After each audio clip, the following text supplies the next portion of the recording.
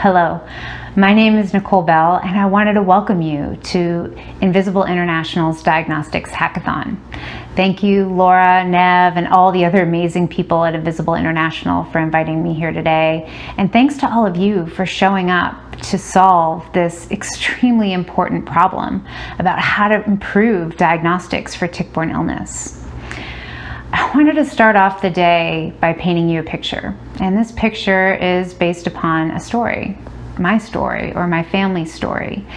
And this picture is real, and millions of Lyme patients live it every day.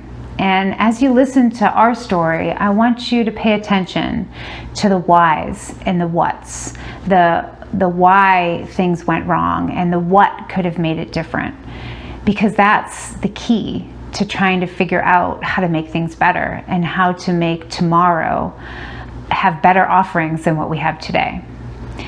So the main character in my story is my husband, Russ. We've been married for over 15 years, and he was the most hilariously funny individual that I've ever met. He knows hundreds, if not thousands, of jokes and can bring them, up in conversation at the perfect time and the perfect cue. He loves goofing around and messing around with our two children, Ryan and Haley. And he's also extremely talented. He is an executive in several very successful companies and has always been an executive and entrepreneur in fast-paced, high-tech startups. And he has had 24 different patents and inventions that are hanging up in his office on things, frankly, that I can't even pronounce, all in the electrical engineering and computer science space. And he also really had a lot of amazing hobbies. He played the guitar, tens of thousands of hours logged on the guitar, and he actually, in his younger days, toured with the Doobie Brothers for a little bit. And he liked all things outdoors, so hiking, skiing, hunting, fishing, anything that could get him outside and really out in nature. But somewhere along the way, Russ, he changed. His mood became irritable and angry and just really became nasty with me and the kids. And it was very uncharacteristic, and I didn't know why. I chalked it up to all sorts of different reasons. He had retired early to help take care of the kids, and two young children bring a lot of stress. And so you tell yourself all these stories about how it's okay and it's normal and we'll get through it.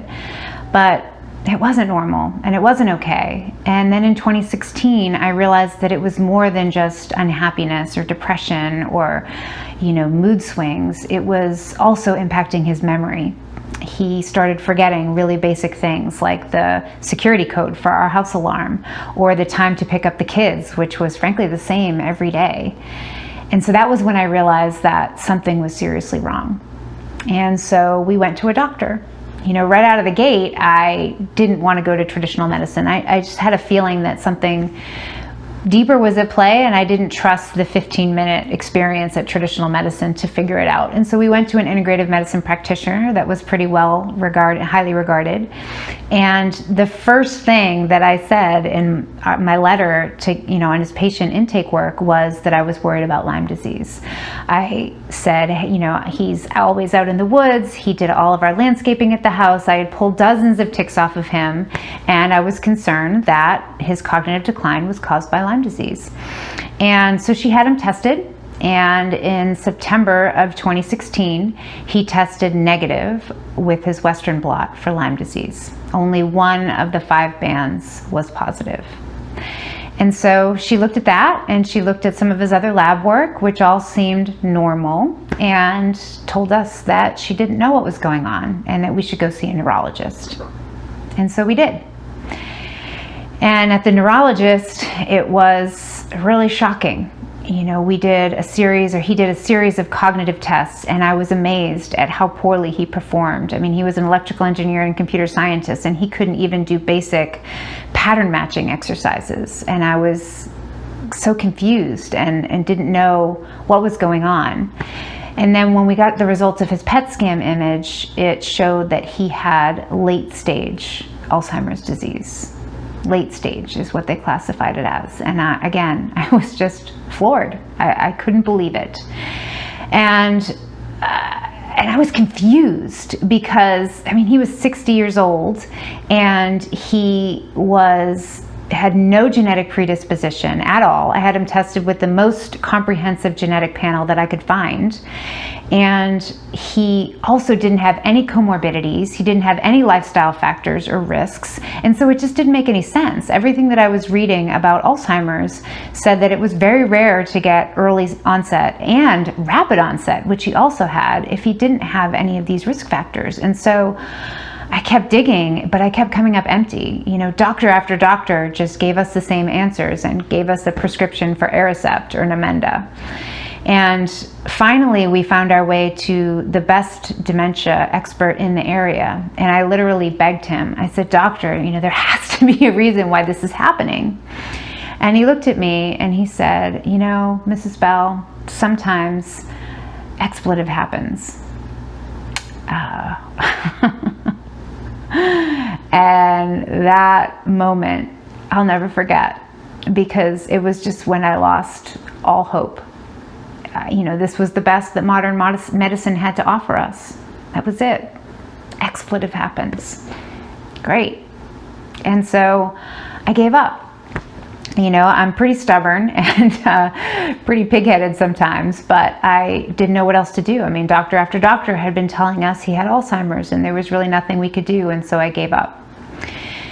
And then later that year, in October of 2017, my brother called me, and it turns out that he had been suffering in his family from a mysterious illness. His wife had had years of mysterious symptoms and issues, and they had finally figured out the root cause, and it turned out to be Lyme disease and 3 co-infections. And my brother's a doctor, and so he researched and he became convinced that Lyme was the reason for Russ's decline. And I said, well, you know, I had him tested and he was negative, but my brother explained how bad the tests are, especially for people that are suffering with chronic Lyme, and how they look for antibodies in it, you know, the immune system response, but your immune system is suppressed and the pathogens are stealthy, and so they don't come up. And it's no better than a coin flip in a lot of cases. And so he convinced me to have him retested through a specialty lab that tests in a different way, and sure enough, he tested positive for Borrelia and Bartonella. And then later, we actually went to a Lyme literate physician, and they had him tested with a more comprehensive panel of tests, and he also tested positive for Babesia, the trifecta, the 3 Bs. And so that was where our Lyme journey began, 15 months after our original journey with the doctor. And that seems like a long time, but it's actually really, really short for a typical Lyme patient. I recently wrote a book about our experience, and I interviewed other patients as part of that. And one of the women, a friend of ours, had been sick for 20 years. 20 years. She went from doctor to doctor to doctor with no answers. So 15 months doesn't actually seem that bad in the Lyme community, but unfortunately, Russ was really short on time. But we started treatment, and he, you know, we did everything we could. We were on antibiotics, we were on herbals, we were on immune therapies, anything that would have brought a positive outcome, he was on it. And there was a lot of hope. There were a lot of moments where he got better, and I saw the old him, his mood stabilized, his aches and pains, which came very late in his diagnosis, actually went away. And we were hopeful that he would get better and that my kids would have their dad back. But his disease was entrenched, and treating infections behind the blood-brain barrier that have been deep-rooted for a while is really tricky, and we just never could get ahead of the cognitive decline. And so in May of 2019, I was drowning.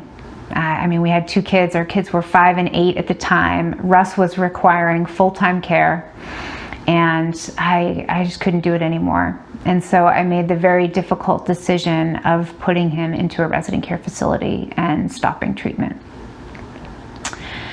So where is Russ now? How's he doing? Well, I'm aware that the slide is blank. You know, I could show you pictures of how, you know, the formerly very healthy and vital person has wasted away and lost all of his muscle mass. How he weighs in at a whopping 116 pounds now because he can barely eat and he has no strength. How he hunches over and can't lift up his head. And so it's hard to make eye contact. And when you do make eye contact, his eyes are so glazed over and so puffy and devoid of the light that used to just sparkle in his eyes. I could show you all the pictures of treatment and the IVs and the pain and so much. I mean, all the images would be really impactful because it was horrible. But I won't show you any of those pictures out of respect for him. And frankly, I don't even actually take pictures of him now because I don't want my children to stumble across them on my phone or my computer and to see how their dad is now. I want them to remember the man that he was and not the man that infection made. So where does that leave us? We have to do better. We have to do better for patients. And I see patients in 3 different categories. There's patient number 1 who doesn't even know that she's infected. You know, maybe she feels fine. Maybe she has some aches and pains, or is a little bit more tired than normal, or a little bit more depressed than usual. But I mean, who doesn't have something to complain about, right? I mean, everybody has got some little thing going on, and the reason could be lots of different things, right? So she doesn't even know that she has an infection, but maybe she's about to get a surgery that will cause her Lyme to flare. Or maybe she's thinking about getting pregnant and will pass along those microbes to her unborn child. We just don't know what's ahead with patient number 1. And then there's patient number 2. Patient number 2 knows he's sick and he is going from doctor to doctor trying to figure out why. And this journey is hard. I mean, if you've spent any time in the Lyme community, you've met this patient. You maybe are this patient. It's just difficult, and people make you think like you're crazy because they can't figure out what's going on. And then finally, there's patient number 3. Patient number 3 is lucky enough to know that they have a tick-borne illness and to be being treated by a doctor that understands tick-borne illness. But unfortunately, these illnesses and these pathogens are stealthy and they hide and they're difficult to detect. And so maybe they know that they have 1 or 2 infections, but there might be other co-infections that they haven't detected and they don't know about, and that's preventing them from getting well. So they've gone through years and years of treatment, but you know, they're not getting better, and doctors are basically treating blind because they don't have the tools that they need to tell them exactly what's going on and exactly what is making this patient sick. And so they do the best they can, but they're treating blindly and people aren't getting better. And so I look at these 3 types of patients, and I know that Russ was number 1 and number 2, and he may have also been number 3. Maybe that was why he didn't get better. And so today's challenge is really, really simple. We have to do better. We have to give patients better options, and we have to give them an accurate and comprehensive diagnosis of what's going on in their bodies, a complete map to the infections that are brewing within that are preventing them from getting well. And we have to do that before it's too late, before their story becomes a tragedy, before their story becomes like what happened to my family. And so I'm so excited for you all to be here today, to figure this out, to put our heads together and to come up with some new ideas on how to make these patients' lives better and how to turn the tide on tick-borne illness and get ahead of these awful diseases. And so thank you for your time today, and thank you for the time that will come ahead into offering solutions and to offering answers to these critical questions.